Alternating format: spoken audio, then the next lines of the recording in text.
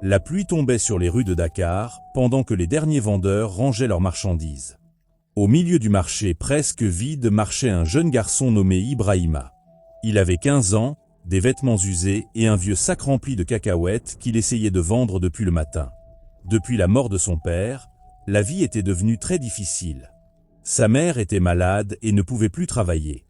Chaque jour, Ibrahima quittait leur petite maison avant le lever du soleil pour gagner quelques pièces afin d'acheter du riz et des médicaments. Mais ce soir-là, personne ne voulait acheter ses cacahuètes. Les gens passaient devant lui sans même le regarder.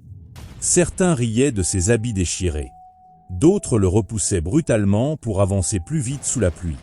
Fatigué, Ibrahima s'arrêta devant une boutique fermée. Son ventre criait de faim. Il n'avait rien mangé depuis la veille. Soudain, un homme pressé le bouscula violemment. Le sac tomba au sol. Toutes les cacahuètes se répandirent dans la boue. Ibrahima resta immobile pendant quelques secondes. Il regardait simplement son travail détruit sous la pluie. Lentement, il se mit à ramasser les sachets sales avec des mains tremblantes. Un vieux vendeur qui observait la scène depuis son étal s'approcha discrètement de lui. Sans dire un mot, il lui tendit un morceau de pain chaud et une petite bouteille d'eau. Ibrahima hésita avant de prendre le pain. Il avait tellement faim qu'il mangea presque immédiatement. Le vieux vendeur le regarda avec tristesse. Il connaissait ce regard. Le regard des enfants que la vie avait déjà brisé trop tôt. Pendant qu'Ibrahima terminait son morceau de pain, une grande voiture noire s'arrêta brusquement devant le marché. Les conversations cessèrent immédiatement. Plusieurs personnes commencèrent à murmurer en voyant un homme riche sortir du véhicule avec 2 gardes derrière lui. L'homme avançait rapidement quand son regard croisa celui d'Ibrahima. Et soudain, il s'arrêta net. Son visage changea complètement, comme s'il venait de reconnaître quelqu'un qu'il croyait disparu depuis longtemps. Pendant quelques secondes, il fixa le garçon sans bouger. Puis il murmura doucement. « Ce n'est pas possible. » Ibrahima ne comprenait pas pourquoi cet homme le regardait ainsi. Mais au fond de lui, il sentit que sa vie allait changer à partir de cette nuit-là. Après le départ mystérieux de l'homme riche, Ibrahima resta longtemps debout devant la porte de leur petite maison. Le vent soufflait fort dans les rues sombres de Dakar et la pluie continuait de tomber doucement sur les tôles abîmées du quartier. Dans sa main tremblante, il tenait toujours cette vieille photo. Son père apparaissait dessus, jeune et souriant, debout à côté de cet homme riche sorti de la voiture noire. Les deux semblaient heureux, très heureux, comme des hommes qui avaient traversé beaucoup d'épreuves ensemble. Mais Ibrahima ne comprenait pas. Toute sa vie, sa mère lui avait dit que son père n'avait jamais eu d'amis riches. Elle racontait qu'il travaillait simplement au port avant sa mort. Alors pourquoi cet homme élégant connaissait-il si bien son père? Pourquoi semblait-il aussi choqué en le voyant?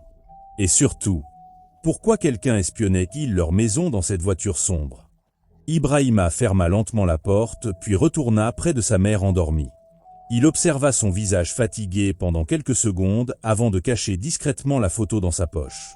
Il ne voulait pas l'inquiéter. Pas maintenant.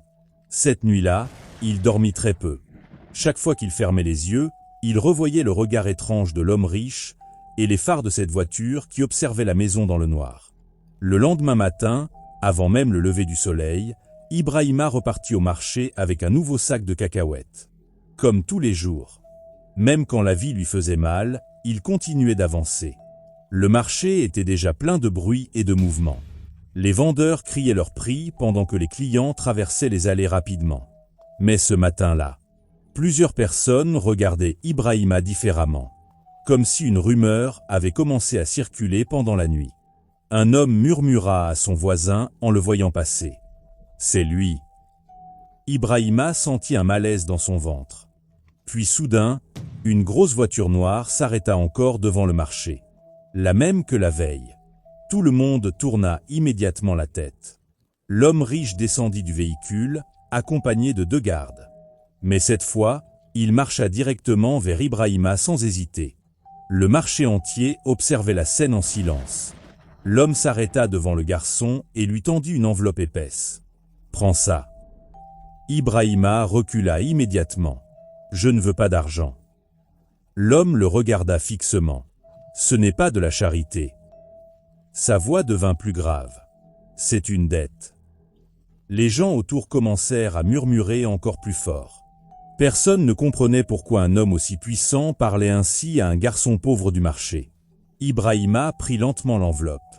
À l'intérieur, il y avait une énorme somme d'argent. Plus d'argent qu'il n'en avait vu de toute sa vie. Ses mains commencèrent à trembler. « Pourquoi vous faites ça ?» L'homme regarda autour de lui comme s'il craignait d'être entendu. Puis il s'approcha doucement d'Ibrahima. « Ton père cachait quelque chose avant sa mort. » Le garçon sentit son cœur battre plus vite. Quelque chose que certaines personnes sont prêtes à tuer pour récupérer. À ce moment précis, un bruit violent éclata derrière eux. Boum! Une moto venait de percuter brutalement la voiture noire de l'homme riche. La foule cria de peur. Les gardes sortirent immédiatement leurs armes. Et pendant quelques secondes de chaos, quelqu'un vola discrètement l'enveloppe des mains d'Ibrahima avant de disparaître dans la foule. Ibrahima se retourna rapidement. Mais il était déjà trop tard. L'argent avait disparu. Et au loin, un homme vêtu d'une veste noire courait avec l'enveloppe sous le bras.